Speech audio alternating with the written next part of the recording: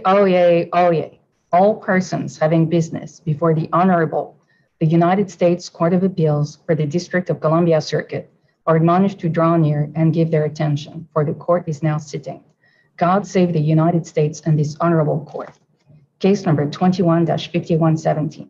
St. Helena Clear Lake Hospital, doing business as Adventist Health Clear Lake, appellant, versus Xavier Becerra, Secretary, U.S. Department of Health and Human Services. Ms. Carroll for the appellant, Ms. Edwards for the appellate. Good morning. This is Judge Wilkins. Ms. Carroll, you may proceed. Good morning, Your Honors. May it please the court. Kelly Carroll on behalf of appellant St. Helena Clear Lake Hospital. I would like to reserve 2 minutes for rebuttal. The question presented is whether the Secretary lawfully disallowed Medicare payment for the on-call costs that the hospital incurred to assure that specialist physicians are available to treat the hospital's Medicare inpatients. The answer is no for 2 basic reasons. First, the Secretary based the disallowance on a regulation that did not apply, while the Secretary ignored the regulation that does apply. Second, the applicable regulation requires the Secretary to pay the hospital's necessary and proper costs, and the undisputed factual record shows that the only way the hospital can have the specialty physicians necessary to serve its inpatients is by paying doctors for being on call during set hours. This is because of the lack of available specialists in the rural and mountainous area where the hospital is located. Thus, we ask this court to set aside the decision of the PRB, find that these inpatient on-call costs must be reimbursed, and remand to the Secretary for calculation of the Medicare payments that are due. I welcome your questions, Your Honors, or I would be happy to provide additional detail on our arguments.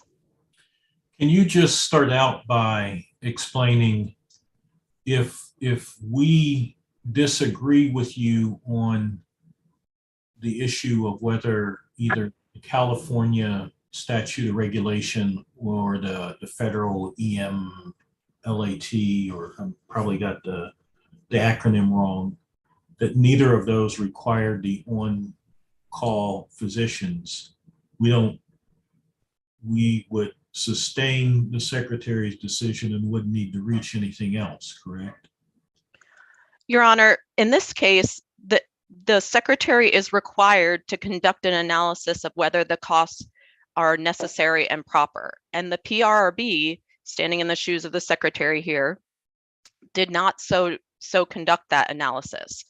So to answer your question more directly, even if you were to find that those specific laws did not so require, we would still need to, the Secretary would still need to conduct an analysis of whether these on-call costs were necessary and proper. But here, of course, those laws do require that the hospital incur these costs to serve its inpatients. I'm a little confused. Did you abandon the notion that the California law requires the payment for on-call physicians in your opening statement? No, Your Honor. We absolutely did not, and forgive me if I implied that.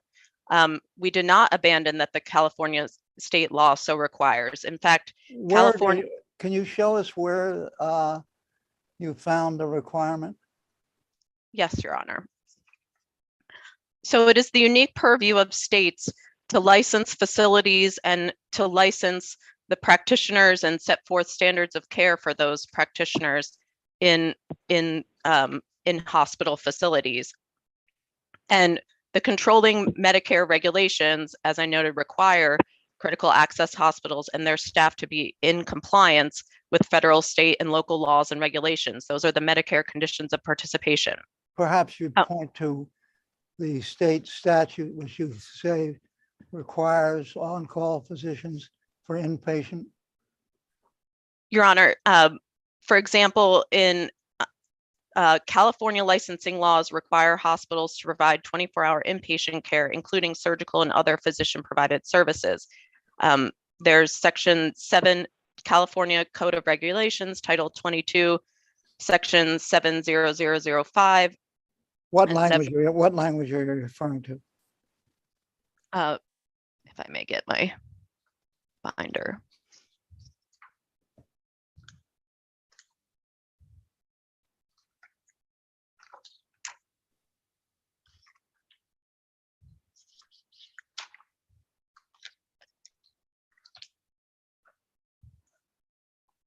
Um, 70011 states that essential services required by law for licensure as a hospital must include surgical services.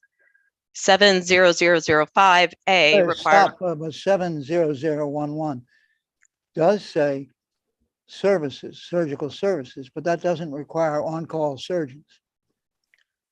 That is correct, Your Honor. But the issue.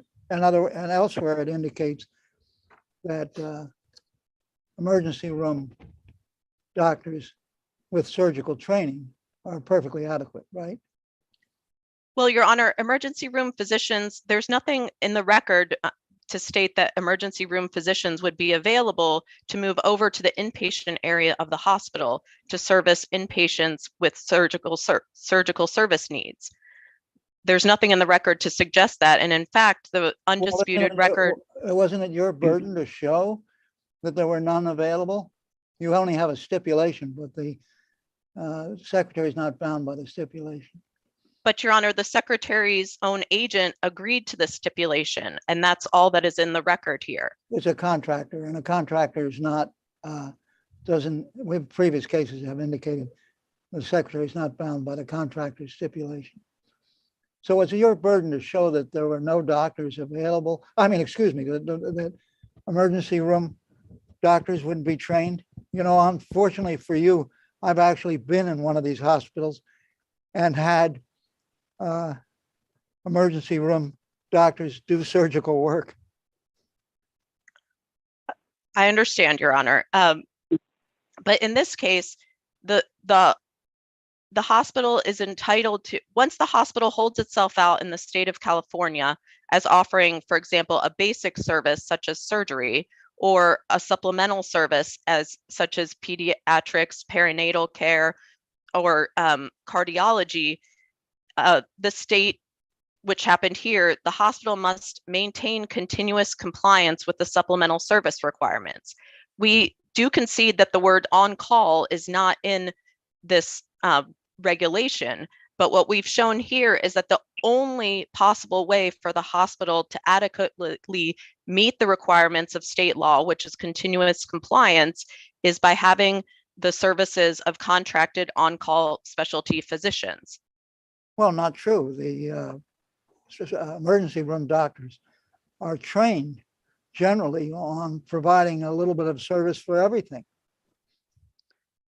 Your Honor, each of the service requires to have, each of those services requires that in that department, the hospital is obligated to have a physician responsible for the particular service. So your view is California requires on-call physicians in every one of these specialties? Your Honor, in this case, what we're saying is that California law requires these specialty physicians to be available.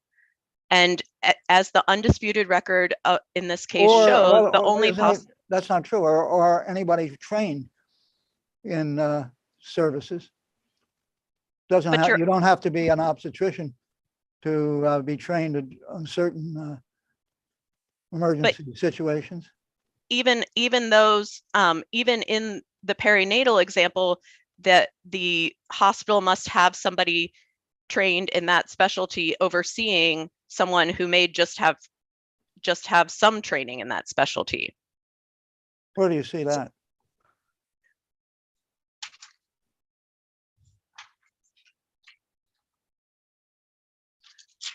So in 70549 is the regulation governing perinatal unit staff.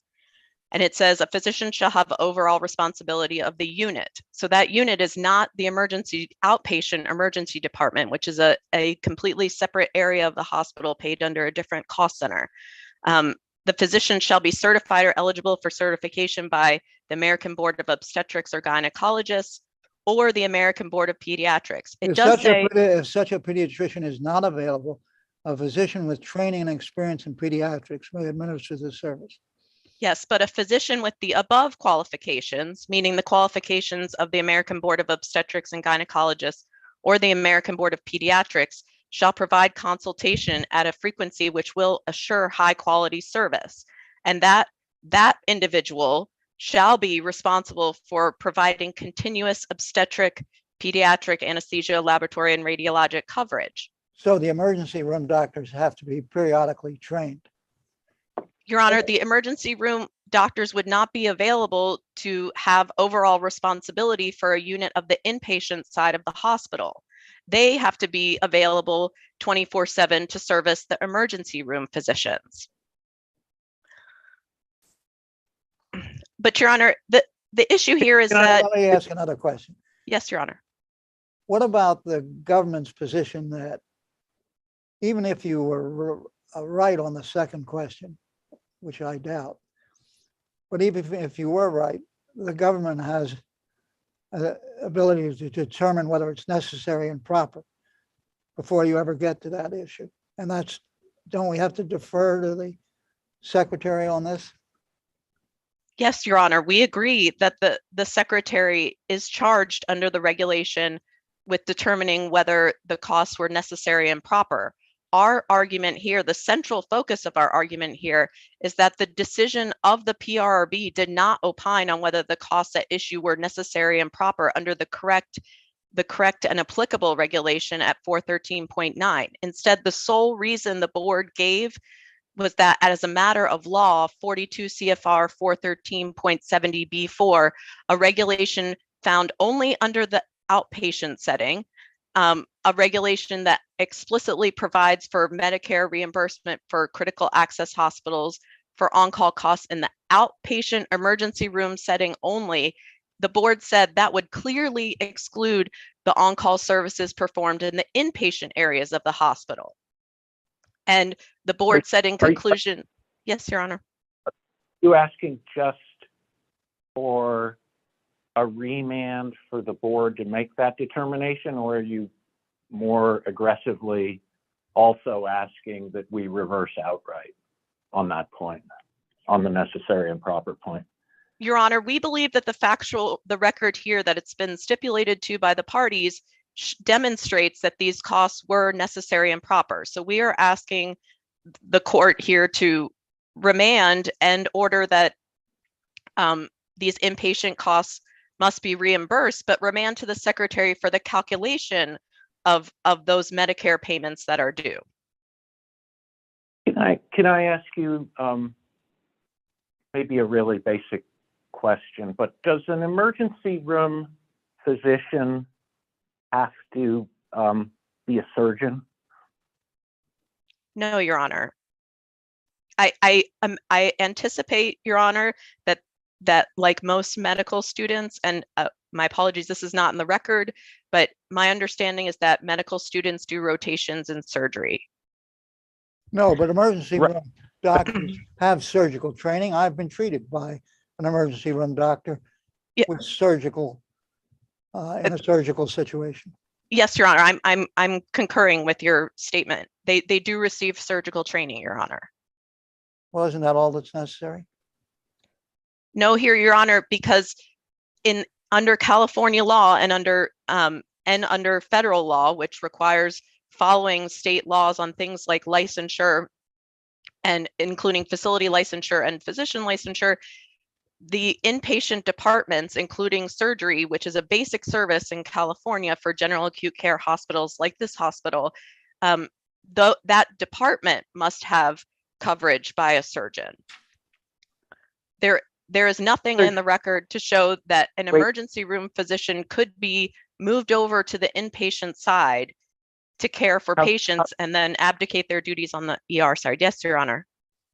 Coverage by a surgeon or coverage by a very counterintuitive concept to me, but a doctor who is not a surgeon, but close enough in order to do some surgeries?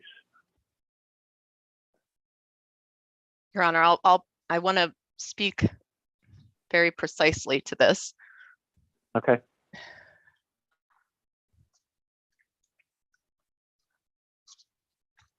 believe it's in the addendum on 44. I mean, because I find your position as to surgery pretty appealing, except if there is some norm that untrained surgeons in some circumstances can do surgery, and that is in fact what happens in the ER, then it does seem like one possibility would be you have those docs do the double duty, and they do the surgeries in the ER and they do the inpatient surgeries. Your Honor, I want to return first to your question about what's in the state law. Right. So for the surgical service staff, this is at addendum 46, section 70225. A physician shall have overall responsibility for the surgical service. This physician shall be certified or eligible for certification in surgery by the American Board of Surgery. It does say if such a surgeon is not available, a physician with additional training and experience in surgery shall be responsible for the service. But one or more surgical teams, this is at B, consisting of physicians, registered nurses, and other personnel shall be available at all times. It just strains practicality, and it strains the sort of very nature of a hospital where, as you may well be familiar of the Two Midnights case, the Shands case, we've spent, this court has experienced years of litigation on what it means to be admitted as an inpatient. It is, unique in the statutory language. It's unique in the regulatory language at issue here. It's paid under a separate payment program with a separate calendar of yearly calendar of federal regulations here. So I can't stress enough how different the outpatient side, which includes the emergency department, is from the inpatient side in the Medicare program. And here it's saying under California law that a surgical team that includes a physician shall be available at all times for the surgical service, which is on the inpatient side. Or someone trained. Yes, Your Honor. Where do you mean, where do you find the requirement in California law that a surgeon be available on the inpatient side? Tell me where you find that. Well, in this section here. Where? Show me where. Just read the language. Sorry. In A or B? So A is discussing the physician's qualifications for overall responsibility, but B is explaining. So let's just start with A and then go to B, and hopefully, because you might have two different theories here, which I'm trying to unpack. A says gold standard is the board certified surgeon, and if you can't get that, you can be in compliance with the rule by having the next best thing, which is a physician with additional training and experience in surgery. I read that as meaning you have to have a surgeon. He might be just out of medical school and not yet ready for board surgery, but still a surgeon. Am I overreading that? I don't believe you are, Your Honor.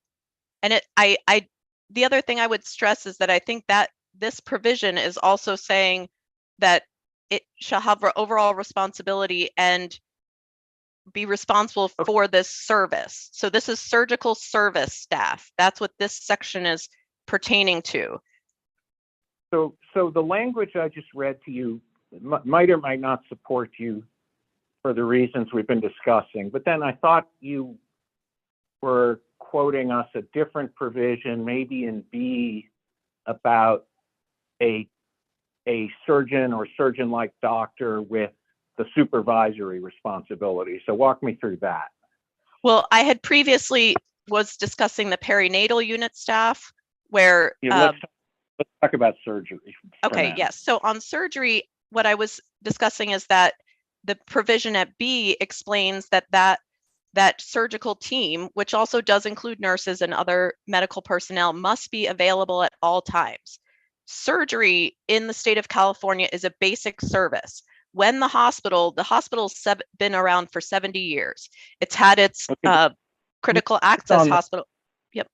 Who has to be on that team besides, at a minimum, the physician with additional training and experience in surgery? Your Honor, the regulation here states that it must consist of physicians, registered nurses, and other personnel shall be available at all times. That doesn't really push the ball any further than the debate we've been having about A. No, Your Honor, but what it does, in terms of the physician qualifications, I agree that it does not speak more specifically about the physician qualifications, but what it does say is that the physician must be available at all times for the surgical service. And that is the surgical service on the inpatient side of the hospital. So it is impossible to have continuous inpatient surgical coverage and then say that those physicians could be physician in this. Where does it say inpatient in 70225? Your Honor, you're correct that I don't see the word inpatient, but this is a separate section of the regulations that it's separate from emergency department coverage. So, and it also is a separate, when a hospital is licensed, it's licensed for things like surgery, which are in a separate piece of being licensed for having an emergency department. And this hospital, as a general acute care hospital in California, which it had that license well before it became a critical access hospital in 2005, one of the basic services is surgery. Why would it not work for the ER docs to be available for the inpatient? I mean, let's assume we agree with you that the inpatient surgical department is an administratively and legally separate part of the hospital from the outpatient or non-inpatient ER, but they're still on the same campus. The physician who is physically present at one of those will be within whatever, a 5-minute walk of the other. So why isn't that a plausible option for the hospital to satisfy state law?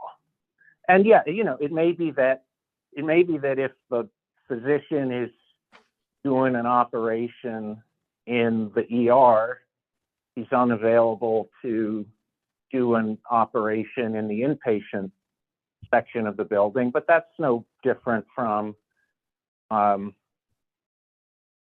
doctor is doing a surgery on one emergency and for that time unavailable for the next person who walks into the ER. Your Honor, it's not part of the record, the issue of whether there were ER physicians available to service inpatients, but the undisputed issue in this record is that in order to service inpatients, which is necessary under both federal and state law, the undisputed record said that the only way this hospital could practically service the needs of its inpatients was to have on-call physicians. I understand. Actually, the problem is only to stabilize under the federal law, right? To stabilize patients who come in through the emergency room, make sure they're stabilized, because this hospital is not supposed to keep people more than 96 hours on the average. And so if there's serious surgical complications, they would have to be transferred to a bigger hospital. So and emergency room doctors are trained in stabilization. Your Honor, so to your point, I think you're discussing here the emergency EMTALA, the Emergency Medical Treatment and Labor Act, and the issue there is that the hospital must either, it does not require, first of all, the EMTALA does not require hospitals to transfer a patient once the patient is stabilized. And It's not the secretary, required. It's not it's not required, required. but Right. it could be anticipated.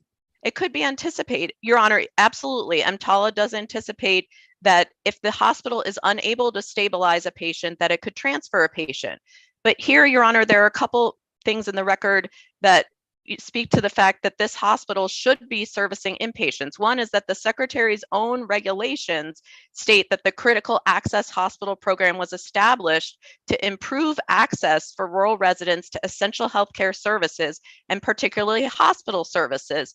Hospital and services include acute care inpatient services. And when critical access hospitals do not provide them, this is the language of the Secretary, the individuals residing in that rural community may be at risk.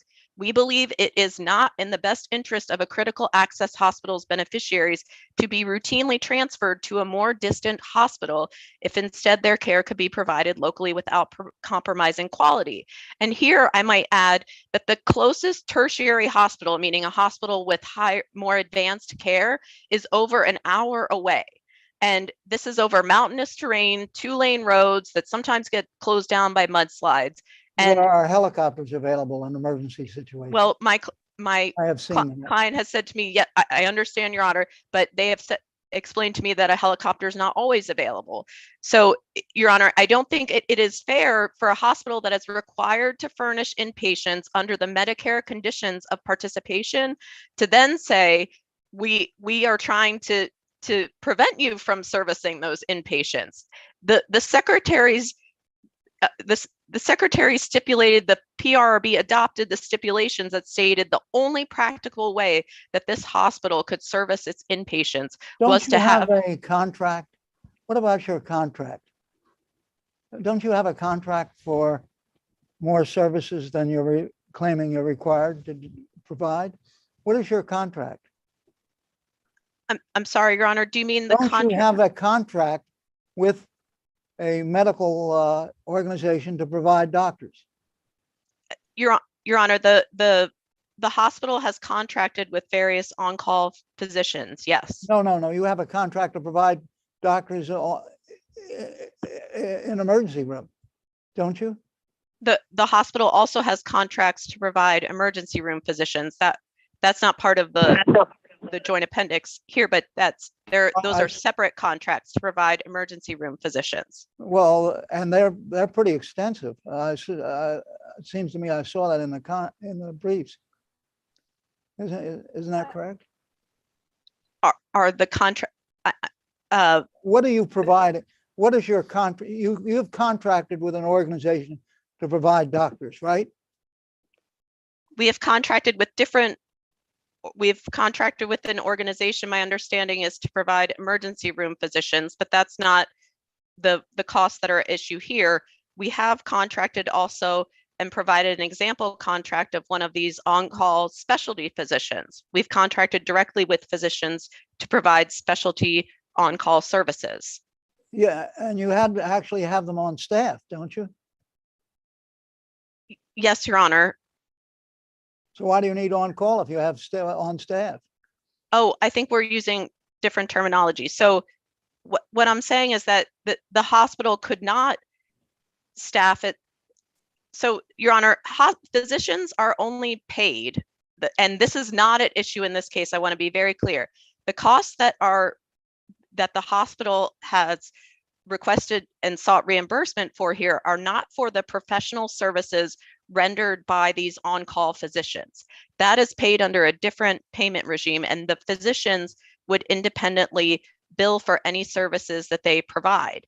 What these costs are for is to have a physician who's not working elsewhere at the time that they are on call, be on call and called in and be able to arrive at the hospital in a certain amount of time to service inpatients as needed if the need arises. How many doctors do you have on staff?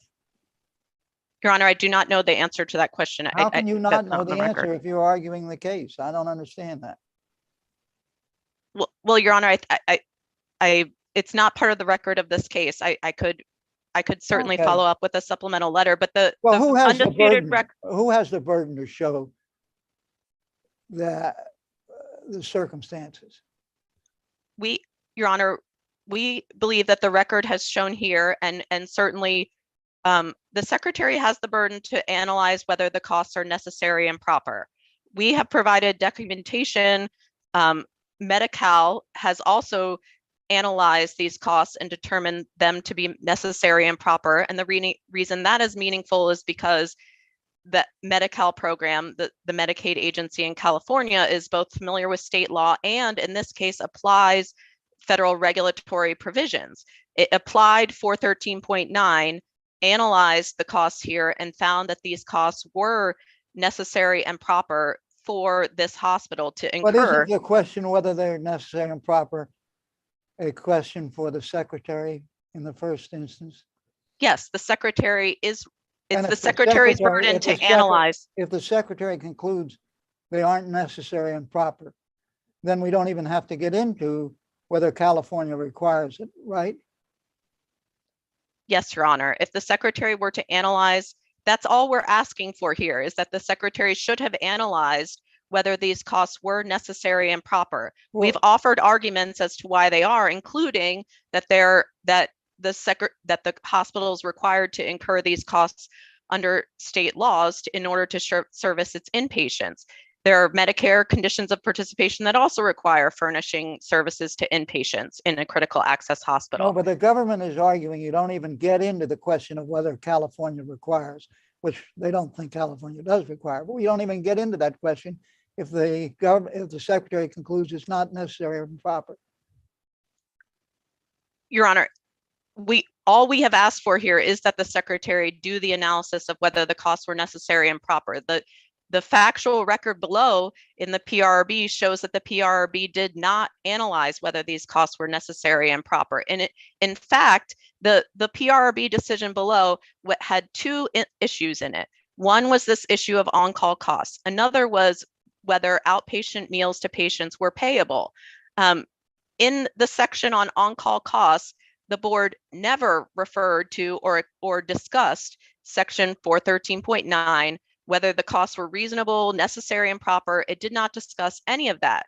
The PRB's analysis relied solely on the facially inapplicable regulation at 413.70B4, and the PRB found these costs unallowable under that regulation by negative implication. The PRB decision, in the same decision, on the next page, the PRB's analysis discusses and rests its analysis entirely under 413.9. So the PRB was well aware of 413.9, used it to decide whether the outpatient meals were allowable. They found actually that those meals were allowable, reversing the Medicare contractor, and they quoted the language of 413.9. So we think it is undisputed that the board applied the wrong regulation in this case. So there's nothing, the adjudication was on the wrong grounds. And that's what we're saying here. So yes, Your Honor, I agree with you that it is the Secretary's burden to analyze whether these costs are necessary and proper under 413.9. I didn't say it was the Secretary's burden. Oh, excuse me, Your Honor, that the Secretary should analyze these costs as to whether they are necessary and proper. Didn't All right.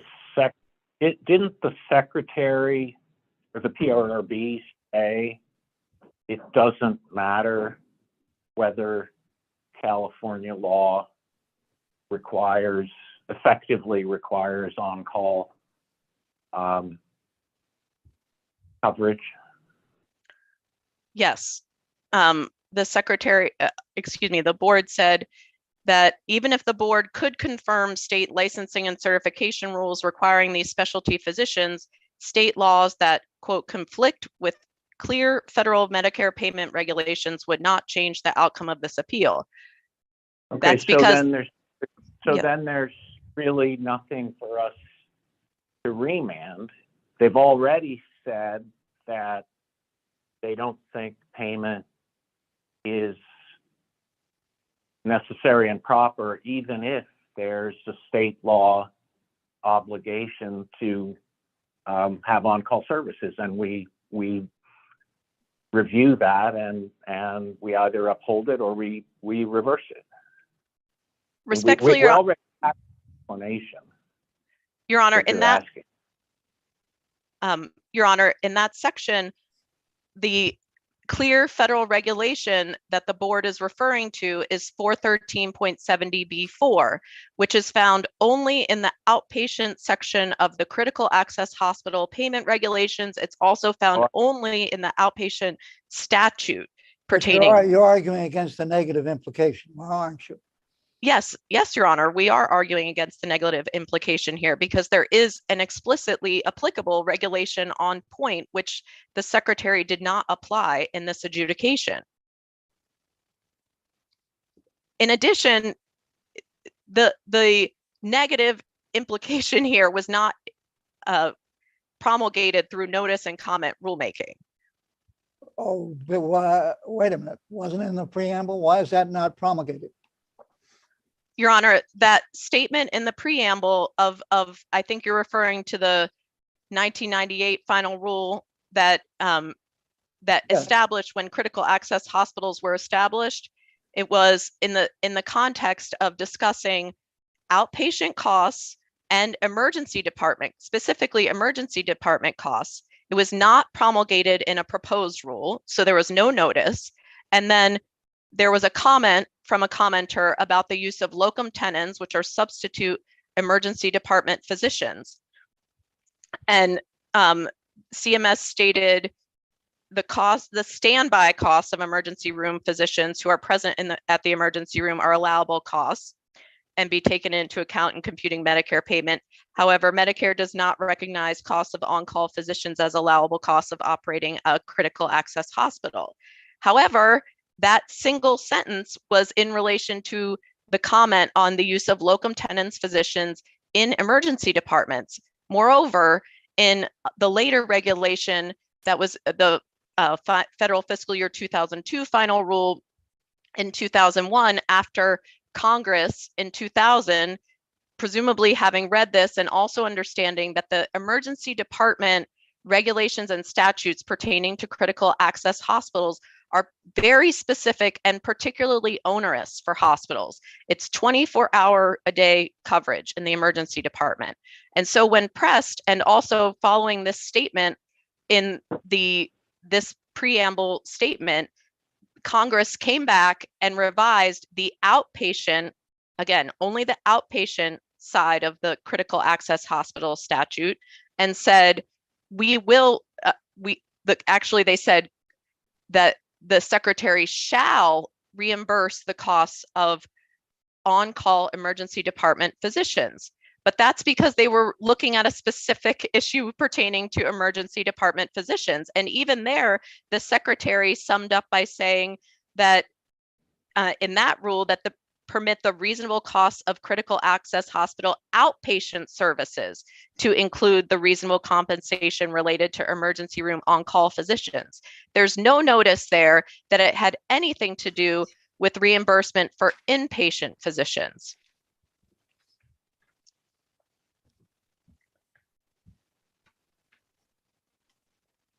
I see, Your Honors, that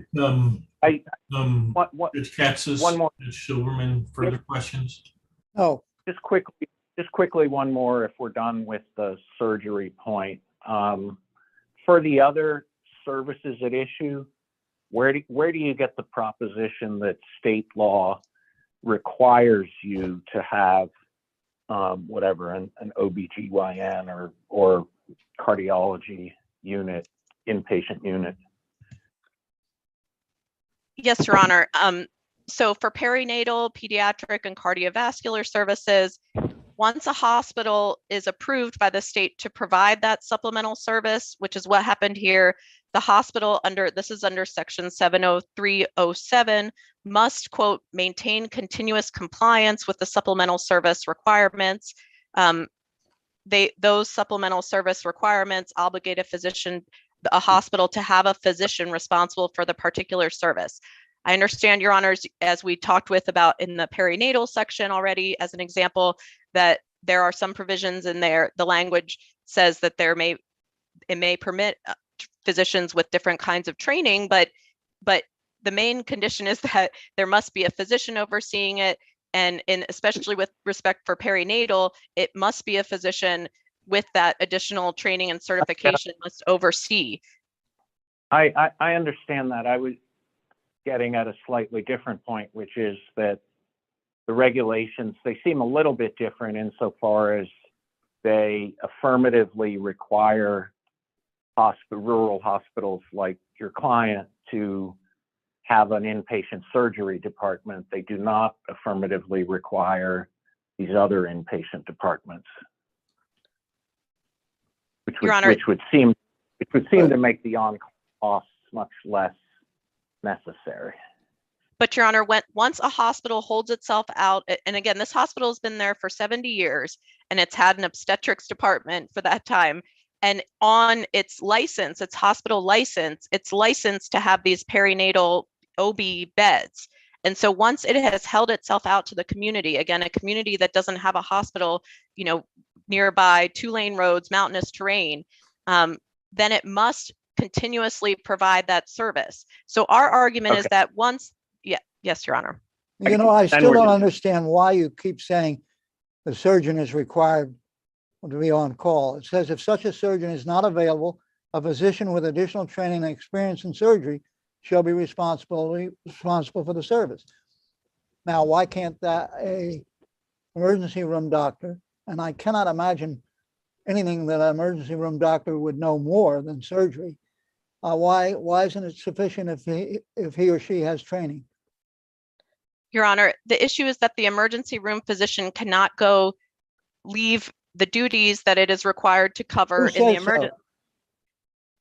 Who says so? They're federal and state law. Every hospital I've seen with such a situation is seamless between the emergency room and the inpatient services, and surgery emergency room doctors will move right with a patient into the inpatient sections. I don't understand why you are dividing it as if it was all divided in two parts. Your Honor, there's nothing in the record to suggest that an emergency room physician would be available to service the inpatient areas of the hospital. No, to transfer patients to stabilize sufficient. That's all that's necessary, to stabilize them. That's what's necessary under EMTALA, but it's required that a critical access hospital under federal law, under the conditions of participation for a critical access hospital, must furnish inpatient services. And what we're saying is, in order to meet that federal law and state laws for these specific services, this hospital, based upon its location, the lack of available physicians, needs to do so through on-call coverage arrangements. That's the only practical way it can meet its legal obligations to provide these services.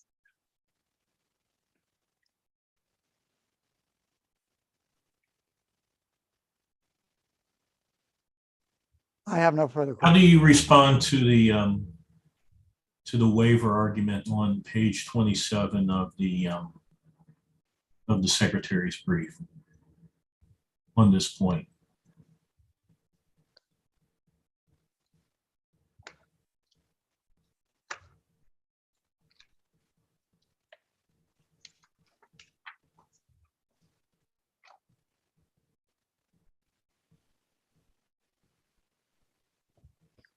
Your Honor, the issue of whether we waived our right to argue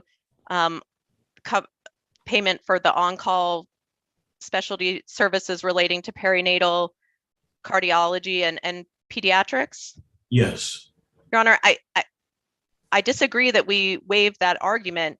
We discussed all of the services, but focused on surgery because of the language of it being a basic service, and it had, and of course we also provided the contract of a surgeon. So we focused on that as an example, but as we explained also in our reply brief, the supplemental services, we provided additional background on the supplemental services in our reply brief. And those supplemental services, once a hospital has elected or needs to service the community it serves, offers those services, it's And again, as I said, it's on the hospital's license that it offers these services. Then it needs to provide continuous coverage for those services. So no, Your Honor, we do not concede that we've waived argument with respect to those specialty services.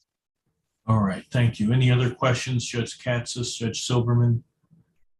How Nothing from many, me. one question, how many doctors do you have on staff? Your Honor, I'm sorry, I do not know the answer to that question, but I will certainly speak with the client and can send a letter to the court on that question. And just to clarify, are you saying doctors that are not servicing the hospital through on-call arrangements, but are servicing the hospital through different means? Is that what you're asking? On staff?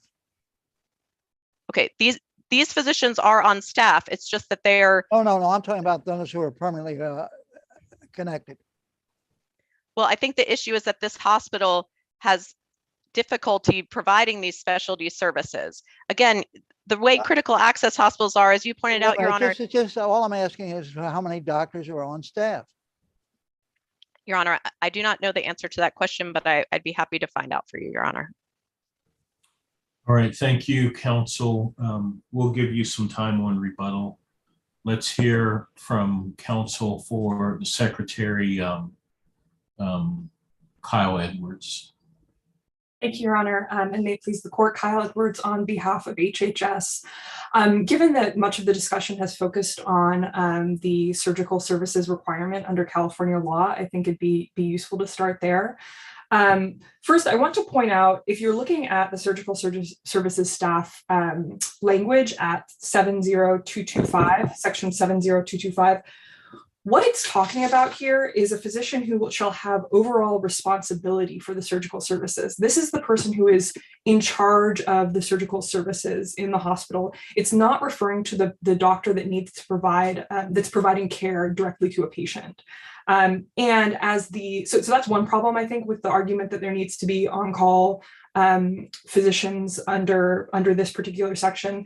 The second is, as the board pointed out, this provision specifically allows for a doctor that does not have these special credentials, but just has additional training in surgery to fill the role of that physician who provides overall responsibility for the surgical services. So again, this is the person who's providing, who's sort of running the surgical unit, not the doctor that's providing sort of hands-on care necessarily at every given point.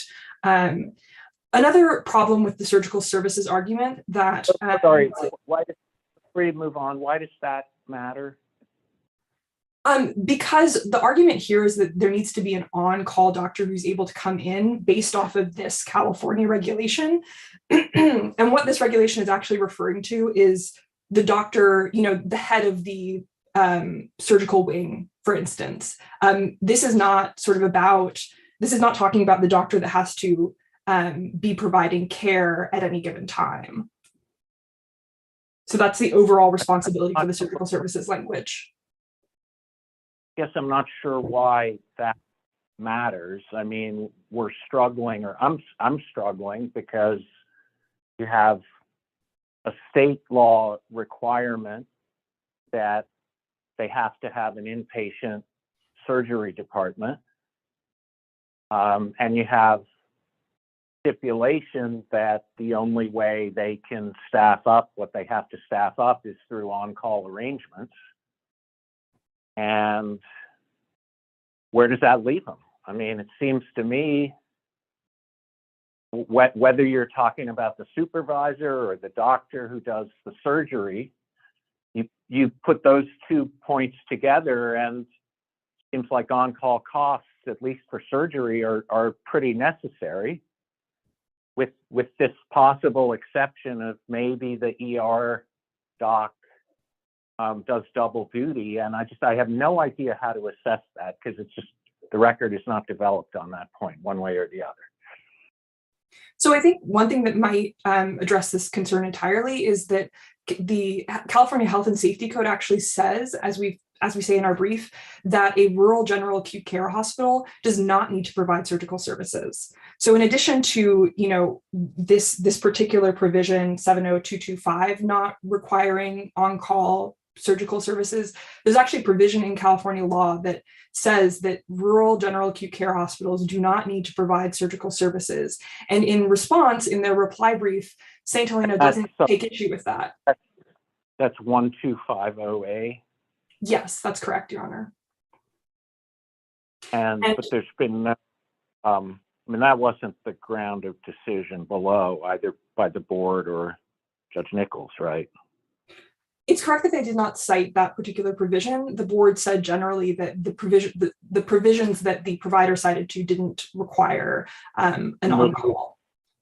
The rationale below is that it does, even assuming there's a state law requirement, they don't have to, it's not reimbursable under Medicare because of the negative implications. And the necessary and proper. There are alternative grounds. So backing up, even if, again, I don't think it's inappropriate for the court to consider that the California law actually doesn't require these hospitals to provide surgical services, given that that's the primary argument they're making here, and given that they don't rebut that in their reply brief. They just say, well, we do decide to provide surgical services. So California law, licensing law, just simply doesn't require them to provide surgical services. It doesn't require them to provide these supplemental services, which is, I think, why they focused in their opening brief on the surgical services. I'm with you on the supplemental. I'm worried about the surgery. Well, I think because of the seeming requirement in what is it? I guess 7005 and 70011.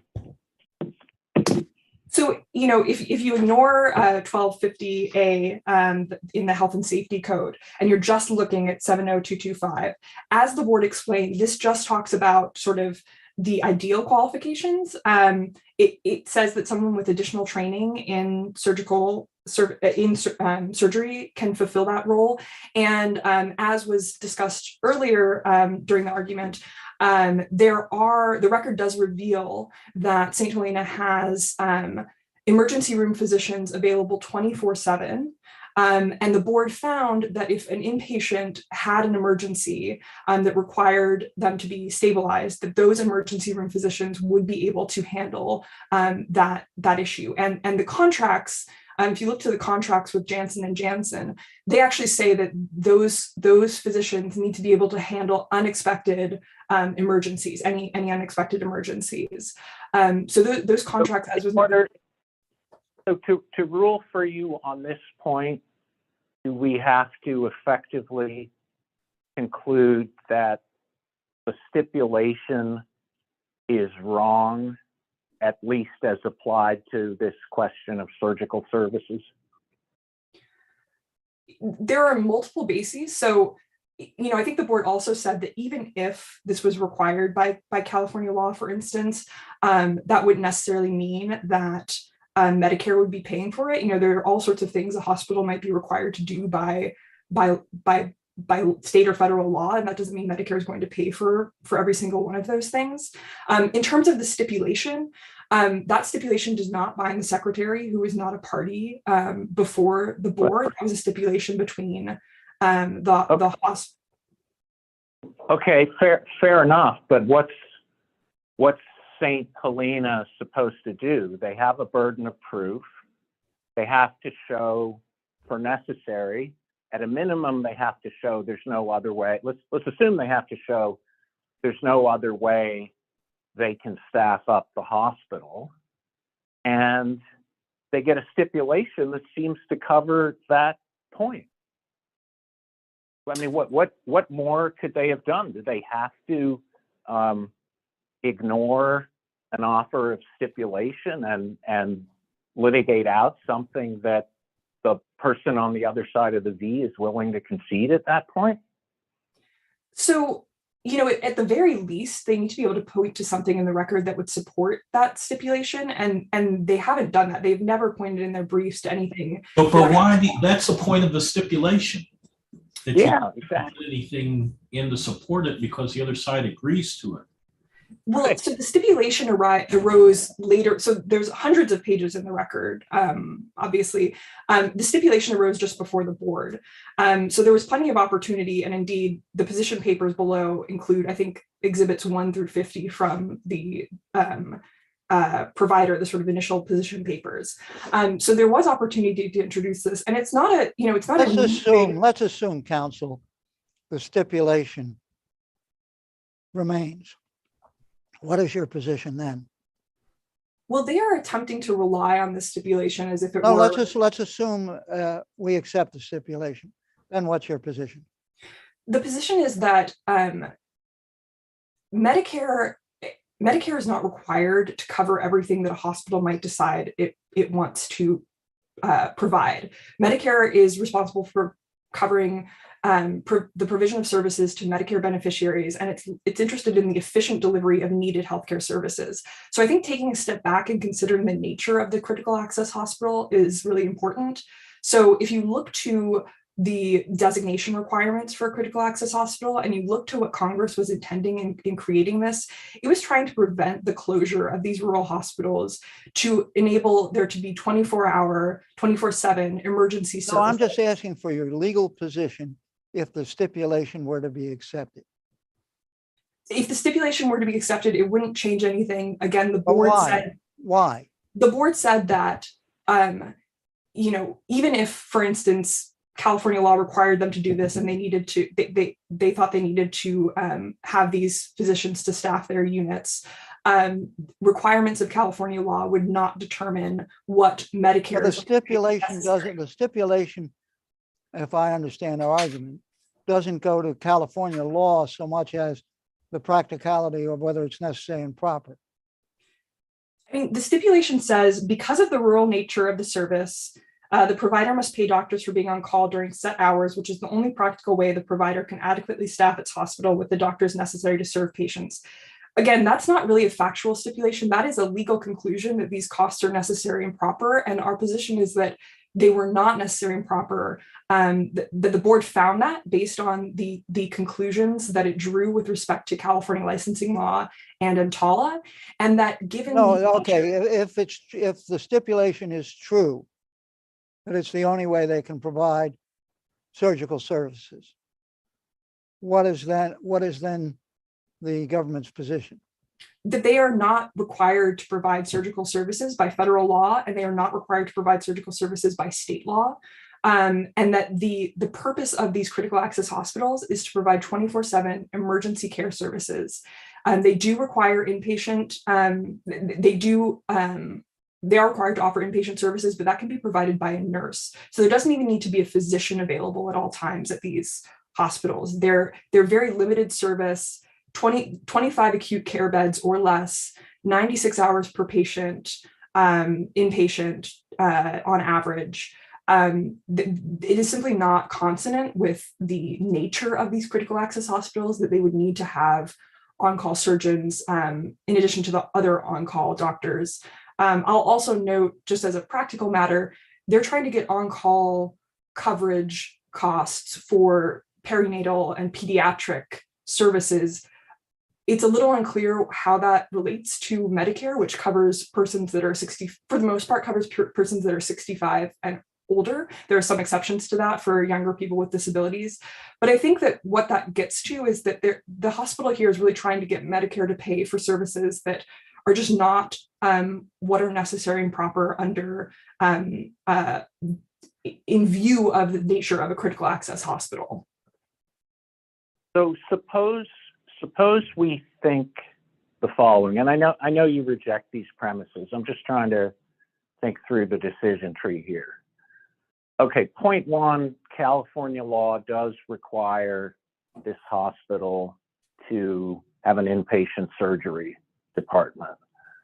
Point two, we accept the stipulation and read it to say that the only way this hospital can staff up the emergent inpatient surgical services that they're required to provide is to have on-call arrangements. If you get to that point, and then you have the overarching federal requirement is that the services be necessary and proper. You're right that not every legally required service under state law might be compensable, but if you have the general obligation to, or the general rule is reimburse if necessary and proper, and you can't point to any specific exclusion under federal law, we get that. Why might we then still think, oh, but this might not be necessary and proper? So I think, the board, again, I just want to note that we disagree with those premises, but taking them as true, the board did say that, even if California licensing law required this result, so accepting I think both of those premises, it still would not mean that Medicare would be required to cover those costs. There's still an independent determination of whether the costs are necessary and proper. And the board made that determination. In addition to rejecting sort of the California law argument, it rejected the EMTALA argument. It said that, if you're thinking just about the practical situation of this hospital. I'm not worried about him. I'm not worried about EMTALA. I'm just positing a state law obligation to Right. have a surgery department. And I think that's their best. I see. The provider is not pointed to, and they repeatedly point to the rule that the general requirement that a hospital has to comply with state and federal law. They haven't pointed to anything saying that requirement means that Medicare is going to provide payment for complying with the requirement. So I think that they haven't sort of totally closed the circle on that argument with what they've given so far. Okay. I understand the position. Thanks.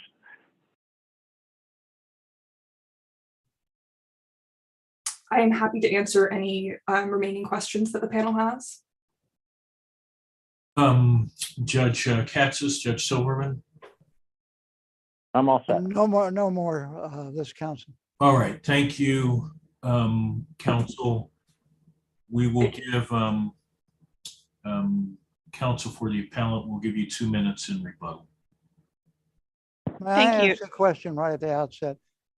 How do you respond to your opposing counsel's comment that the stipulation is not really a stipulation of fact, but is really a question of mixed fact and law, Your Honor, or even law? Your Honor, the stipulations here are stipulations of fact. So it does not say necessary and proper. It does not say. It says that is the only way we can do this, but that is not really the classic factual determination, is it? That goes into all kinds of legal questions. Well, Your Honor, I think it is a factual determination because the hospital is not able, it would be extremely expensive to have physician. So it'd be expensive, more expensive. Well, that means no, it's and they aren't that's available. not impossible then. No, I'm sorry, Your Honor. What I'm trying to speak to is that this is an efficient way to deliver services here. As counsel across the aisle pointed out, the inpatient area of a critical access hospital has a fluctuating census of patients. So it makes sense. This is precisely the kind of hospital that is best serviced by on-call specialist physicians. When there's surgery that needs inpatient surgery that's scheduled, then those surgeons can be brought in from the on-call coverage. That's precisely what type of hospital needs. A rural hospital like this needs on-call coverage. But I want to return to but to Your Honor's point, these stipulations here are factual. It says the provider must incur the cost at issue to compensate area physicians for being on call rather than physically present in the hospital. It needs to meet the needs of hospital patients who are admitted into the inpatient area of the hospital. And by the conditions of participation, the physicians must be present to service inpatients. in the inpatient areas of the hospital. But I want to return to the point about whether the board here analyzed whether these costs were necessary and proper. The board did not do so. It did not analyze as Congress intended and Congress requires to be done, whether these costs are necessary and proper under the relevant statute and the relevant regulation, which is 413.9. Instead, the board applied a facially inapplicable regulation. The district court affirmed the PRB's decision on this point, that 413.70B4, which applies only to on-call costs and emergency department, applied by negative implication. And thus the board here, when it says that that even with regardless of what state law says, it would fail because of what it's saying is 413.70B4, which is incorrect, as we have explained in our papers. Suppose the regulation had been explicit rather than the government's argument, a negative implication, a race, the Latin phrase. I was going to say res ipsa loquitur, it's the wrong Latin phrase.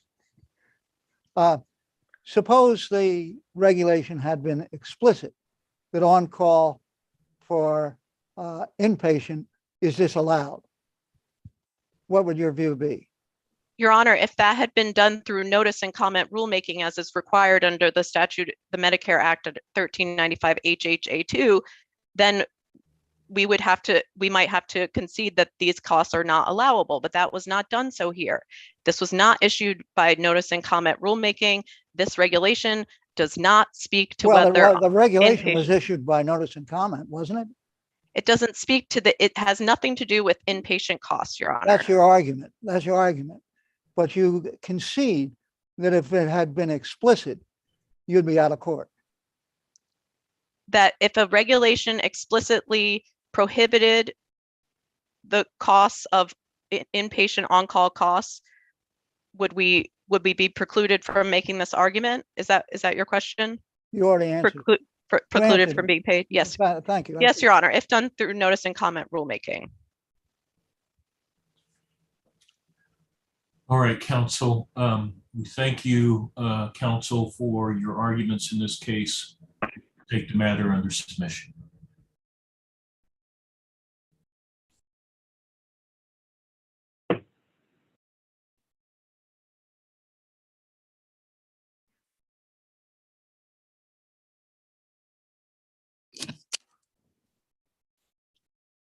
Case number 20-5043, Henry Getter, appellant versus United States Government Publishing Office. Mr. Hurst, appointed amicus curiae for the appellant. Mr. Dreyer for the appellate.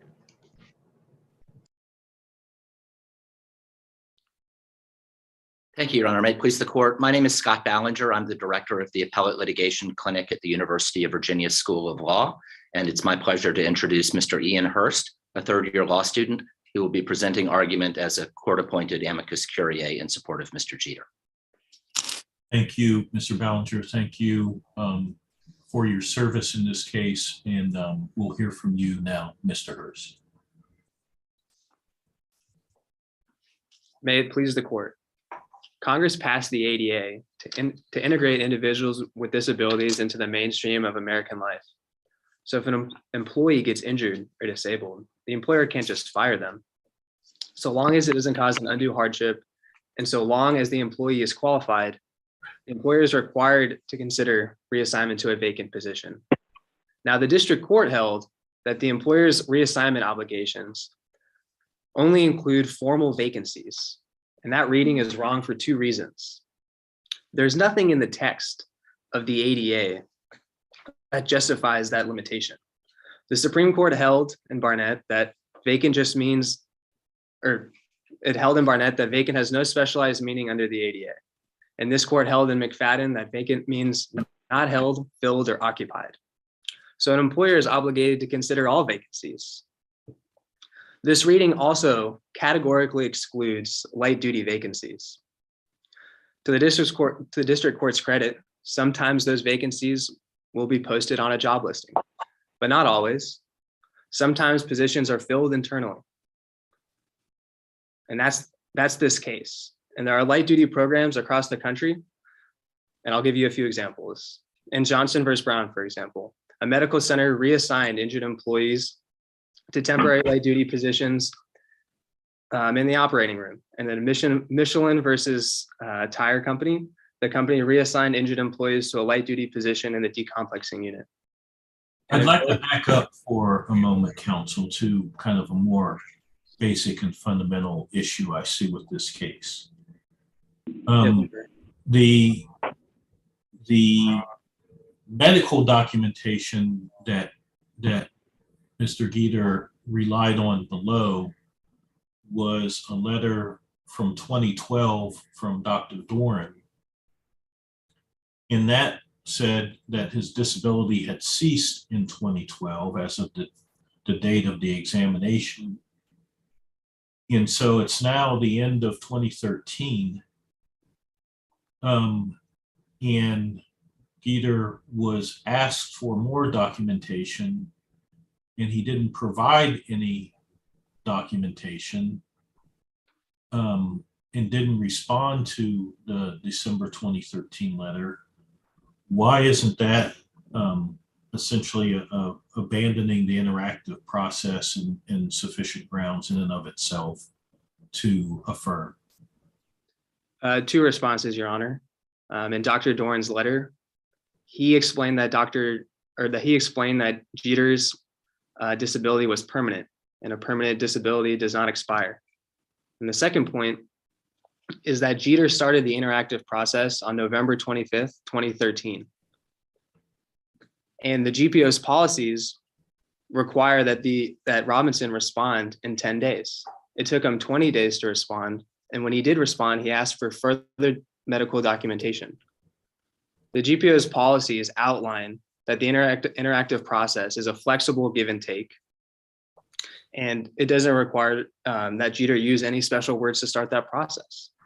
The request for medical documentation is near the end of that process if they wanted to dispute that Jeter no longer had a medical condition.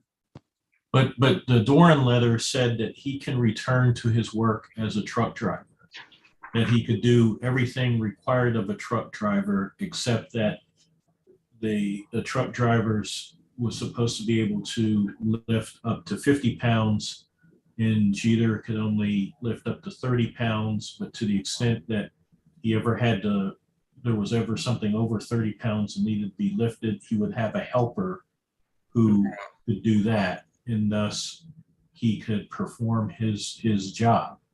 I mean, that's what the letter that Mr. Jeter is relying upon says, that he could return to his job. Well, Dr. Doran's letter said that his disability was permanent. So Jeter was understandably confused when Robinson asked for additional information in the 2013 letter. Just out of curiosity, I'm not sure it's in the record. Did he ever pay the $4,000 tickets? Jeter got his CDL reinstated or he didn't get his CDL reinstated. He got the medical conditions cleared, so he was able to reobtain his CDL in 2014. But then afterwards, the GPO fired him. Yeah, the record doesn't show whether he ever paid the tickets or not. I apologize, Your Honor. I don't think anywhere in the record it shows whether or not he paid the tickets, but he was medically cleared to reobtain his CDL in 2014 before he was fired. Just so that I'm clear, are you saying that the record shows that he did obtain his CDL before he was fired? No, he obtained his CDL after he was fired, but before he was fired, he was cleared to reobtain his CDL, but he did not. In fact, what's the evidence in the record of that? That he was medically cleared to reobtain his CDL? Yes. I think that's on Joint Appendix 108, Your Honor.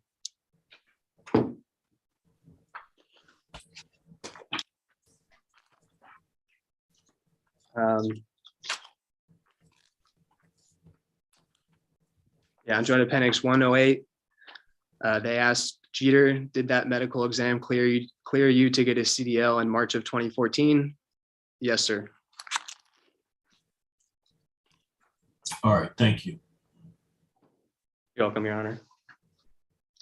So temporary light duty positions are never posted on a job listing. That's because they're not meant for non-disabled employees or outsiders. They're for employees who get injured on the job, and they can be left unfilled just like a formal position. The better approach is to ask what is reasonably available under the employer's existing policies. And the Arlene standard accounts for all vacancies. It has been applied by numerous circuit courts to determine the scope of an employer's reassignment obligations. In this case, the GPO had a policy. They had a policy to assign, sorry, Judge Katsas, Your Honor, did you have a question? No, did I click the button by mistake or something? Can you hear me? Yep, my apologies, Your Honor. No, go ahead. So the GPO had a policy to fill they had a policy to fill the desk position in their delivery section with injured workers. And the district court said that there was undeniably strong evidence for that practice. We can walk through a rough timeline. Monique Jones had the position between 2010 and 2012. Bobby Graham had the position in 2013, and it was vacant in 2014 when Jeter was fired. In 2015, the GPO gave that position to Mr. I have a couple of questions here. One is that, the language that you are relying upon on Arlene was from a footnote that was clearly dictum. So it doesn't seem like it really has any, that the Supreme Court considered the issue at all, and it wasn't dispositive in the case. So why should we hang our hat on that statement? So the Supreme Court was discussing reasonable accommodations in that case. And in footnote, they were talking about the scope of reasonable accommodations. That standard has been applied by a number of circuit courts. And the question was always, what are the employer's actual practices? Was discussing whether tuberculosis was a disability. You're correct, Your Honor. That was what the court was discussing in that Supreme Court case. But in the footnote, they were discussing what the scope of reasonable accommodations were.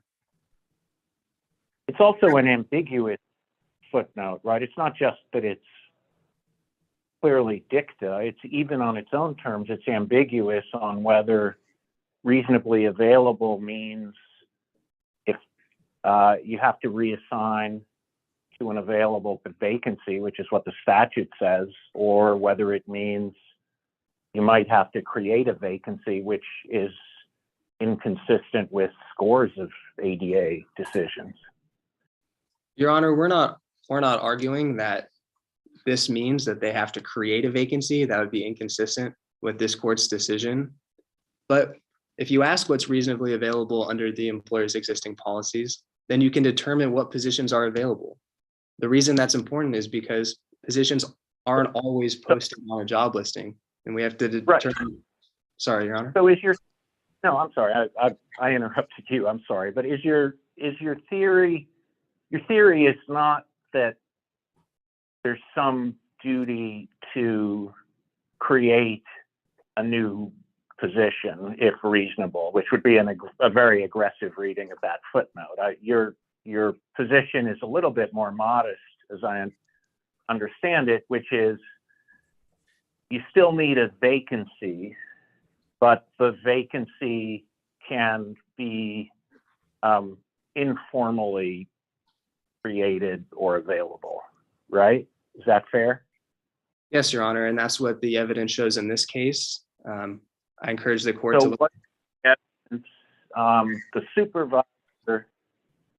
the supervisor told Geter there are no positions, and Geter reported that's what he heard from the supervisor. So what is the evidence that would tend to undermine that?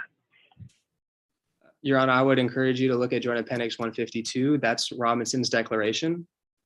In that declaration, he swears two things. He swore that he accommodated Mr. Graham with a position in 2015 after Jeter was fired. And he also swore that he didn't create a new position in order to accommodate Mr. Graham. So if he didn't have to create a new position and he put someone else in that position, then that position was vacant at the time that Jeter was fired. So Okay. your Sorry, position is you can get to the jury anytime an employer provided someone with light duty. Then that's enough to get to the jury with the argument that your client's entitled to be accommodated. No, Your Honor, just because an employer reasonably accommodates an employee once, that does not mean. No. The question whether it is a reasonable accommodation. Your position is that if the employer did one time give somebody light duty, then that created a vacancy, or not created a vacancy, but created a policy whereby you're entitled to get to the jury? No, Your Honor. Robinson said that he did not create any new positions. No, I'm just asking, isn't your position that there was light duty was reasonably available because it had been provided before? That was your position, right? My position in this case is that there was a vacant light duty position because the GPO gave that position to another employee. Okay, so anytime an employer provides one person a light duty position, then that employer has created a vacancy, which anybody else is entitled to get, right? And you can get to the jury on that question. No, Your Honor. In this case, this employer had accommodated 2 employees with light duty. And then after that, you're telling me there's a distinction between 1 and 2? No, Your Honor. And in this case, look, I'm arguing that there was a vacancy because they had a practice over 8 years of assigning injured employees to a desk position in the delivery office. And that position was vacant in 2014 when Jeter was fired. I can't say, whether 1, 2, or 4 is sufficient, but the case law has found that 1 is sufficient. I would direct you to the Woodman case. They found that 1 was sufficient to create a past practice, but there's much more evidence in this case. So is the evidence in this case that any supervisor besides Robinson did this, or was it just with respect to Robinson, the evidence that we have here? The evidence is just with respect to Mr. Robinson. He personally accommodated 4 employees to a desk position in the delivery section of the GPO. So what would we do if there were evidence that there was another supervisor, Ms. Smith, and when she was confronted with someone who had a temporary injury, she never put them on light duty? They just simply, had to wait until they could come back and be truck drivers. So if Ms. Smith had a different practice and Ms. Smith had never accommodated any employees, then that would suggest that a position wasn't reasonably available under the employer's existing practices. However, I will note. So it seems like then your argument is contingent upon what a particular supervisor does, not based on what the GPO's policies are. And why is that problematic? The courts that have evaluated the Arlene standard, which is that employers, we have to look at what is reasonably available under the employer's existing policies. In order to do that, they look at the employer's policy and practice. So in some respect, we're always going to look at what the employer's actual practices are. But do we have any evidence here about what GPO's policies are with respect to this type of accommodation?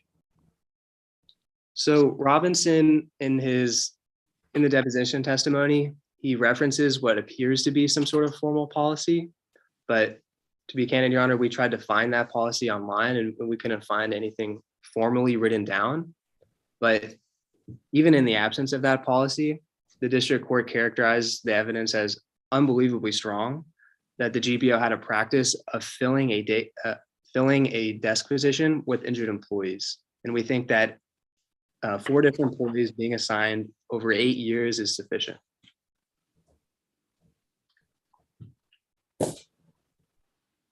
I guess what I'm having trouble understanding here is that if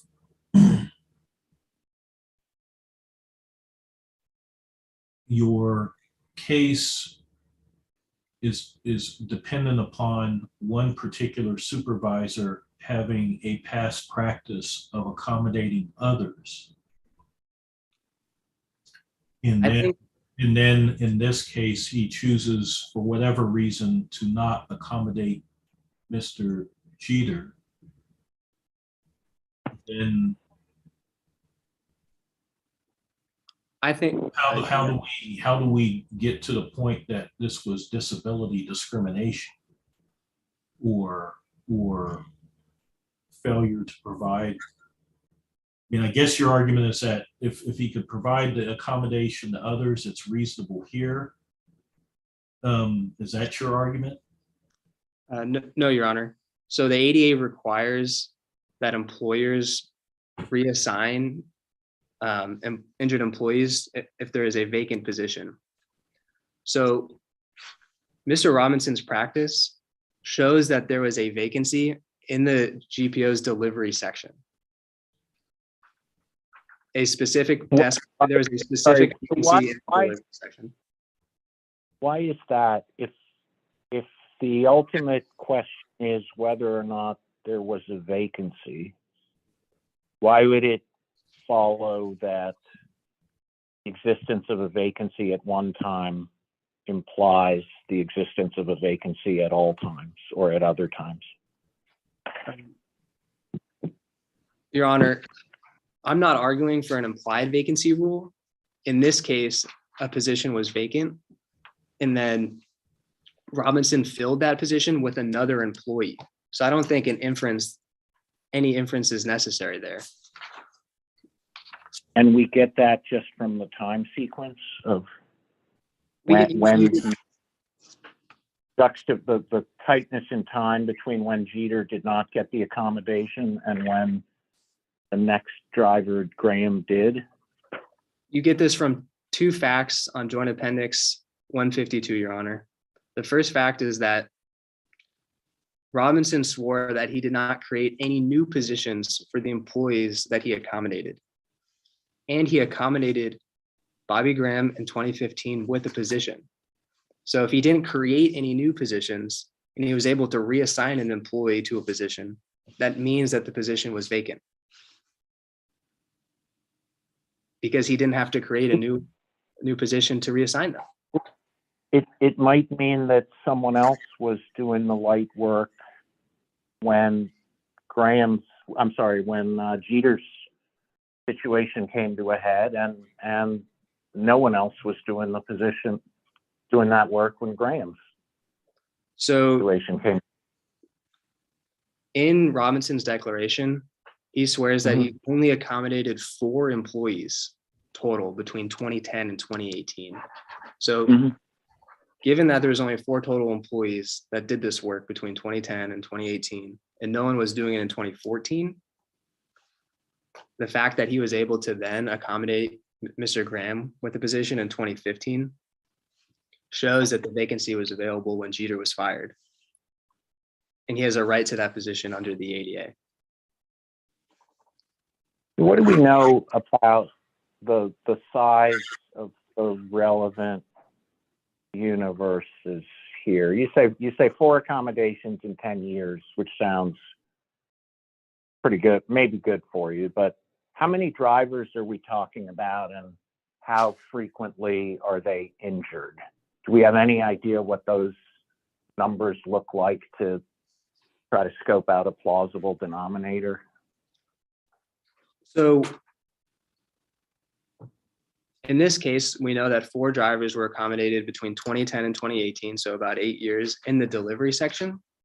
However, in this case, we also argue that the GPO failed to engage in the interactive process The reason that the interactive process is so important is because the interactive process can then reveal other vacancies, other accommodations that the GPO could have then given to Mr. Jeter.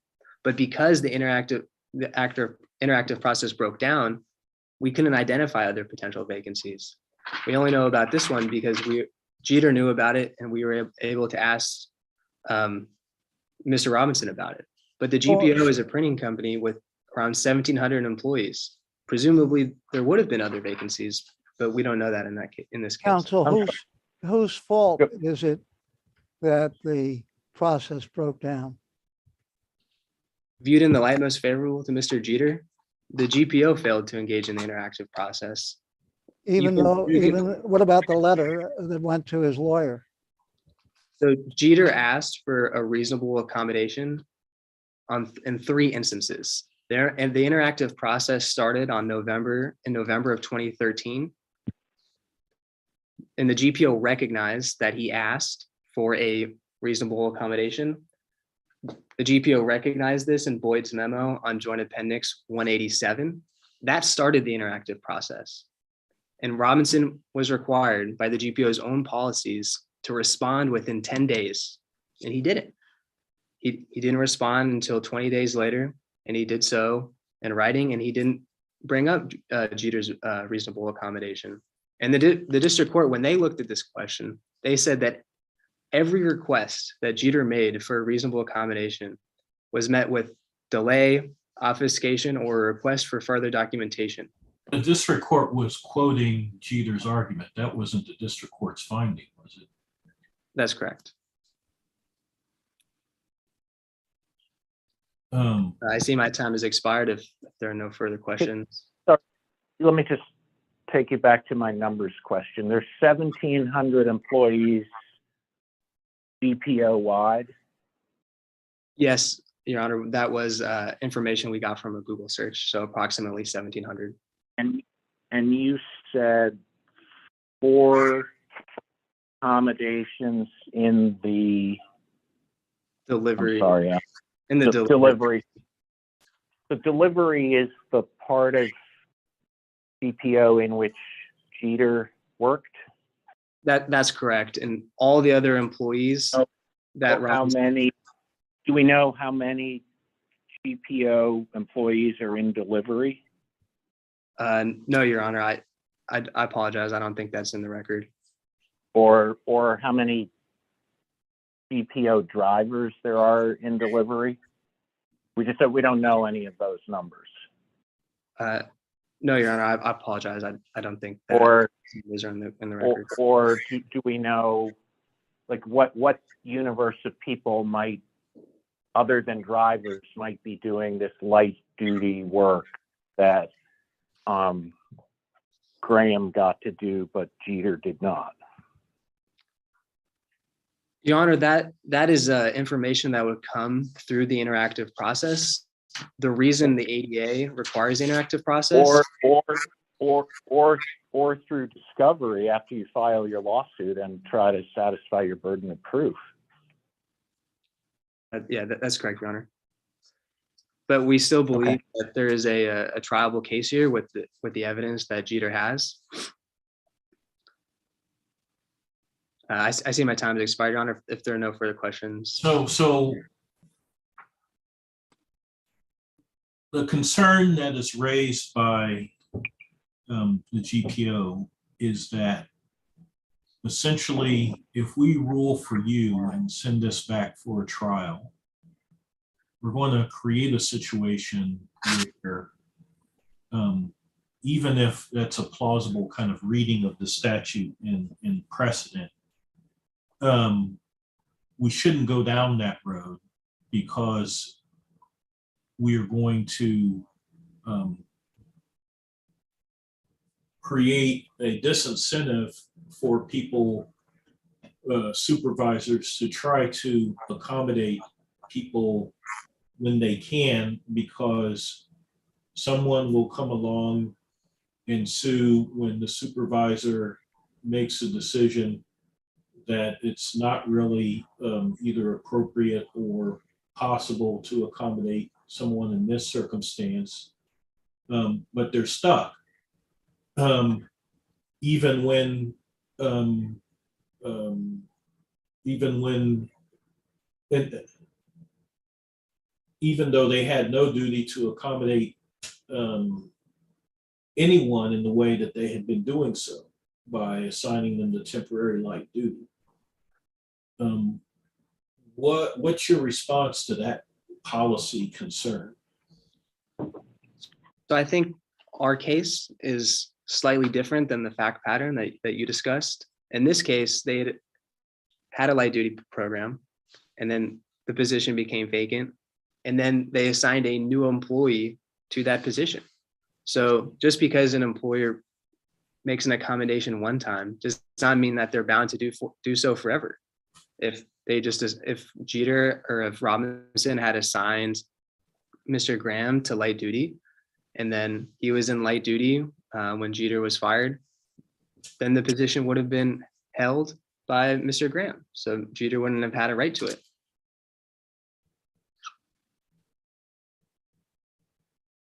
The facts of this case demonstrate that there was a specific vacancy. There's a vacant desk position in the GPO's delivery section. So if an employer made an accommodation one time and then stopped making that accommodation, then there would be no vacancy. What creates a vacancy in this case is, or the reason we know there's a vacancy in this case is because then Mr. Robinson assigned someone else to the position.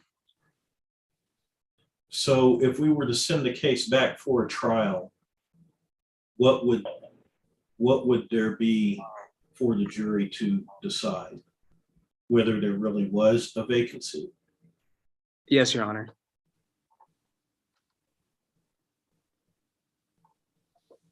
All right. Any other questions, Judge Katsas, Judge Silberman? No, no questions. All right, we'll give you some time on. Well, I know, I do have one question. You haven't mentioned your retaliation argument. Is it your view the accommodation argument is stronger for you than the retaliation? It's hard to say, but I think they're both strong arguments for Mr. Jeter. I think it when you has to be. It has to be stronger because he didn't have the CDL. He couldn't have driven the truck at that point. So, I mean, the only thing they could have done was try to find something else for him to do. So there are a number of ways to conceptualize this issue. The ADA says that ADA provides a non-exhaustive list of accommodations. And another way to look at this is that Jeter just needed a temporary accommodation. In jobs, people can't do one aspect of their job for a period of time, and then they can focus on another aspect of their job. Thank you. In the retaliation claim, in one of the principal arguments of the GPO, and of course, one of the principal findings of the district court, was that there wasn't sufficient evidence to send this to the jury because temporal proximity alone wasn't sufficient, and the other evidence that you proffered wasn't probative, namely the comparator evidence, because there wasn't enough information that any of those comparators had filed, had similar EEO or other kind of protected activity than Mr. Jeter. In looking at the record, why shouldn't we affirm that finding? Your Honor, the GPO had every reason to come forward with evidence that these other employees had filed lawsuits. If Robinson could provide information that these employees had filed lawsuits and then they accommodated them, that would help their position. So we think that because the record is silent on this point, actually helps us. And a reasonable jury can still infer pretext, even though the GPO doesn't invariably fire everyone who complains. So we still think that there is sufficient evidence that a reasonable jury can infer pretext. Well, we've held that in order for you to really be able to successfully rely on comparators, you've got to show that they compare. I mean, if you got nothing in the record about their EEO activity, nothing specific, then it seems that under our case law, they're not adequate comparators. First point, Your Honor, is that the comparator, there is information in the record about their protected activity. That's on Joint Appendix page 153. The comparators did file EEO complaints, and the Jeter and his comparators engaged in different types of protected activity. Jeter filed a federal lawsuit, multiple administrative complaints, and challenged the GPO at the Merit System Protection Board. It is self-evident that different types of protected activity are annoying to some types of protected activity are more annoying than other types of protected activity. And a reasonable jury can look at the long contentious history between the GPO and Jeter and infer that their reason for firing him was pretextual. And was this argument made before the court? Yes, Your Honor, it's in our opening brief, and then and in our reply brief. Yes, that's correct. It's section 1 of the retaliation section. No further questions. Thank you. Your Honor. Thank you. We'll give you some time on rebuttal. We'll hear from Douglas Dreyer for the government. Thank you, Your Honor. May it please the court. My name is Douglas Dreyer on behalf of the U.S. Government Publishing Office. The heart of this case is that Mr. Jeter failed to request reassignment to a vacant position or to proffer medical evidence to support a request for accommodation. Because of Mr. Jeter's failure to maintain a commercial driver's license, he could not perform the essential function of his job as a motor vehicle operator, and he was ultimately terminated by the GPO. Where I'd like to start is with the formal policy GPO has, which is in the joint appendix at page 122.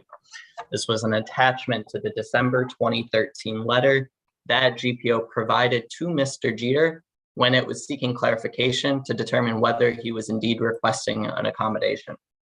In that letter, the attachment shows that GPO's official policy is that reasonable accommodation does not include creating a new job. Now, what we've heard a lot here from my friend is talk about whether GPO could have created a new job for Mr. Jeter because GPO shuffled some job responsibilities around for other individuals when they were temporarily injured. But there is no evidence of any vacancy, and what was argued before the district court was that there was an implied vacancy and that GPO needed to put Mr. Jeter in that position because it had accommodated other people in the past. That type of argument leads to serious policy concerns with the ADA because it would make employers think twice before going above and beyond their obligations under the ADA when accommodating other individuals. How is it really going to create any problem for the GPO when, according to your friend on the other side, the GPO has a policy, I guess, per the OPM, which they're part of, that reasonable accommodations can include temporary light duty assignments. So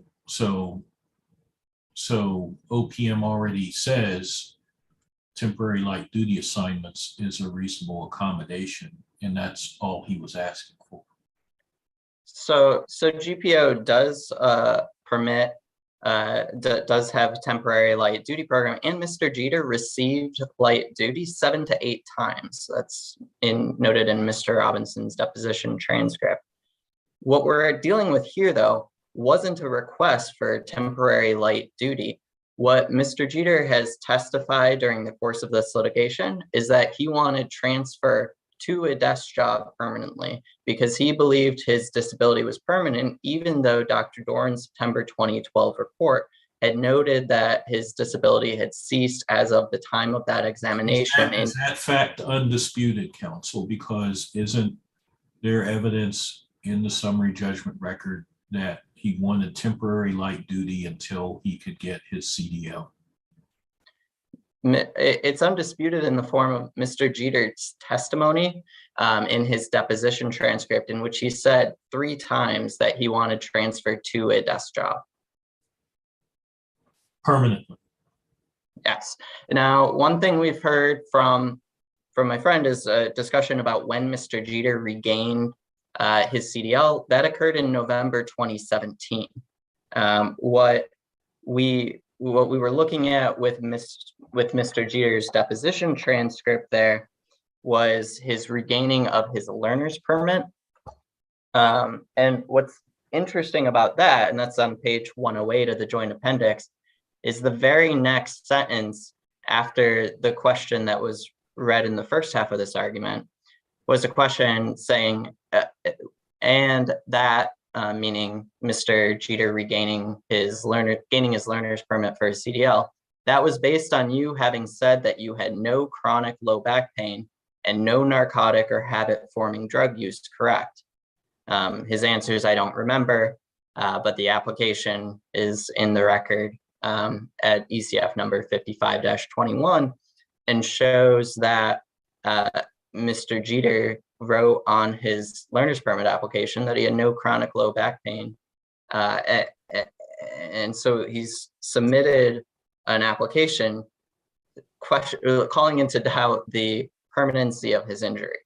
But what we saw in the reply brief is that, again, they go back to the language in Dr. Doran's September 2012 letter regarding whether the back injury was permanent. And so they're really emphasizing that they're viewing this as a permanent injury. And there's a tension there between viewing this as a permanent injury and claiming that Mr. Jeter was just requesting temporary light duty. Now, at this point in late 2013, Mr. Jeter had effectively been not working in his job since approximately March 2009, with a couple of days in between where he would go in and then not do his job. And so he was on paid administrative leave during that time. Now, that's a lengthy time period that he's now saying he wants to extend even further with a transfer to a desk job. And that's really the part of what I think is critical, is just the timeline of how much GPO had accommodated this individual over the history. And so when they then ask him, when it seems like perhaps he is trying to make a request for an accommodation, they ask him for clarity. They ask him, what is it you want? They ask him to provide medical documentation to support it if that is what he wants.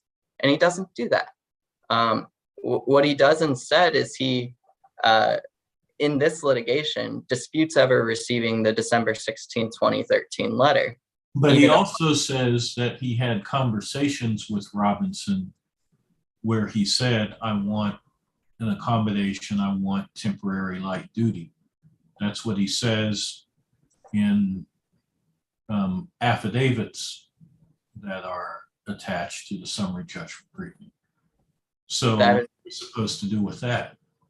Well, that is correct. And so he says that in early January 2014, he had that conversation with Mr. Robinson, that Mr. Robinson said, okay, if that's what you want, put in for it. Like, give us medical documentation to support it. And still he doesn't. And so even when you go to March 2014. I thought his testimony was that he was never told by Mr. Robinson that the documentation that he already had, meaning the Doran letter from September 2012, he was never told that that letter was insufficient, that documentation was insufficient. I would say that would be contradicted by the December 16, 2013 letter, which explicitly requested more medical documentation. So there is it doesn't say more medical documentation, it says documentation of your disability. So Correct. somebody reading that, why wouldn't they think, okay, well, I've given that to you because I gave you the Doran letter from September 2013. Well, I think that's the natural reading, but putting that aside, if you go to the March 2014 oral reply, there, Mr. Jeter explicitly says that he should have had more medical documentation, that he should have brought medical documentation with him, and he didn't do it. And so even months later, even when giving his oral reply there, he still had not provided that. And after that, okay, perhaps, you know, the natural inclination would have been, well, I'll go get the medical documentation and I'll go provide it. Mr. Jeter did submit an untimely written reply, and still he did not provide medical documentation when there was no doubt at that point, certainly on March 10th, 2014, when he gave his oral reply, that he needed to provide additional medical documentation. So what about the policy for accommodation that was attached to that December 2013 letter? And I'm looking at page JA 126. And it says that when the employee initiates the accommodation process, then the supervisor has to respond within 10 days. And then the supervisor is supposed to prepare a memo that the employee signs and sends to personnel or the EEO office. I guess what I'm getting at is appellant says that what he did was sufficient to require Robinson to have done more, and that Robinson didn't comply with the policy. So if you're going to fault appellant for not doing everything he should have, you should similarly fault Robinson or GPO for not doing everything they were supposed to do. And Your Honor, in response to that, I'd refer to the paragraph at the top of the page there, which says, if it is unclear whether an individual is requesting an accommodation, clarification should be sought. That's the antecedent question here, was whether he was indeed requesting an accommodation. And so that is exactly what happened, is GPO sent the December 16, 2013 letter requesting clarification whether he was requesting an accommodation. We didn't get to this, the paragraph 2 below, because we hadn't crossed that hurdle yet. So suppose we agree with you and we believe that the process broke down and it was the appellant's fault for it breaking down. Does that dispose of, is that sufficient in and of itself to dispose of both the ADA claim and the retaliation claim? I think that this was briefed more in the context of the failure to accommodate claim. It would certainly dispose of the accommodation claim. I think the retaliation claim fails separately, and I noticed that the opening brief from my friend across the aisle tried to make the issue apply to both claims, which wasn't really the way it was briefed below at the district court level. Certainly, it makes it more sense. It makes it even more understandable why GPO did what it did, because there wasn't there was this breakdown from Mr. Jeter in the process. Suppose counsel GPO had told Mr. Jeter that we would normally, we have in the past provided drivers who were injured with light duty jobs, but we don't like you, so we're not going to provide it for you. So what response? So if the reason had nothing to do, with any protected activity, that I don't think that would give rise to liability. I do think what we have here is, though, a big difference between the accommodations that were provided to the 4 individuals mentioned in the Robinson Declaration on page 152 of the Joint Appendix and what it is that Mr. Jeter was requesting here. And sometimes it seems like this is being a little collapsed in this discussion, but there were these 4 individuals: Monique Jones, Marvin Jones, Bobby Graham, and Robert Courtney. Well, of course, I'm talking about retaliation now, right? Right. I'm giving you a hypothetical. And your answer is that would not be retaliation unless it was linked squarely to protected activity, not because you're a no good SOB. Right. That is correct, Your Honor. But and where I was going separately was just the Robinson Declaration shows that these 4 individuals were not assigned to a clerical desk job type position. They just had their duties shuffled so that they were on light duty, taking care of light duty tasks. They weren't slotted into a desk job position. What it says on page 153 of the Joint Appendix is that there was a clerical position at this time, and it was held by Phyllis McKelvin. And so Phyllis McKelvin was holding that job up till 2015 when the job was eliminated. Now, there was another individual who had held a similar position that had been eliminated in 2012. GPO had not filled that, but there isn't a vacancy in a clerical position at this time. That's not what Robinson's declaration is saying. So it's not the case that that GPO had a position to fill here. And something just helpful in the background is that this is at a time when GPO's workforce has been shrinking.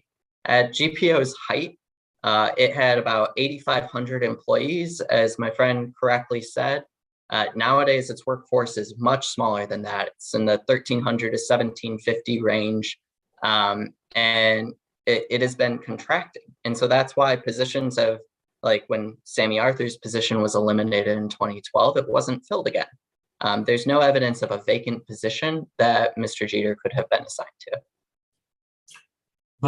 But I guess I'm trying to understand your argument about what happened with others who had some sort of temporary disability or injury.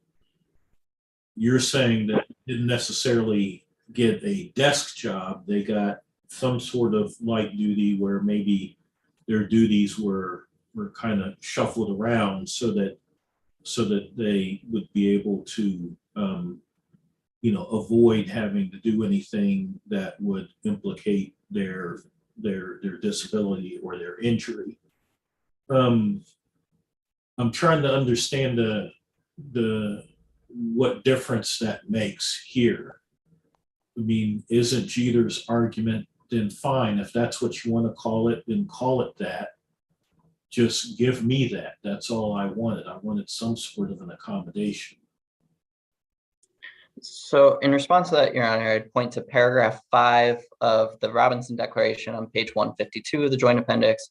He says there were no vacant positions that were filled and no temporary positions created for these employees. So the evidence in the record is that these individuals were not reassigned to other positions. They had their duties shuffled. Now, why that matters is that it is Mr. Jeter's burden in litigation to demonstrate that there is a vacancy to which he could have been reassigned. And the ACCA case makes that point. This is really, in ACCA, there's an entire dispute. This was an antecedent question to ACCA too. Everyone recognized that there needed to be a vacancy in order for an employee to be reassigned to it. And so this matters because this shows that these positions weren't vacancies, and these aren't examples of Mr. Robinson creating a new job for someone as an accommodation.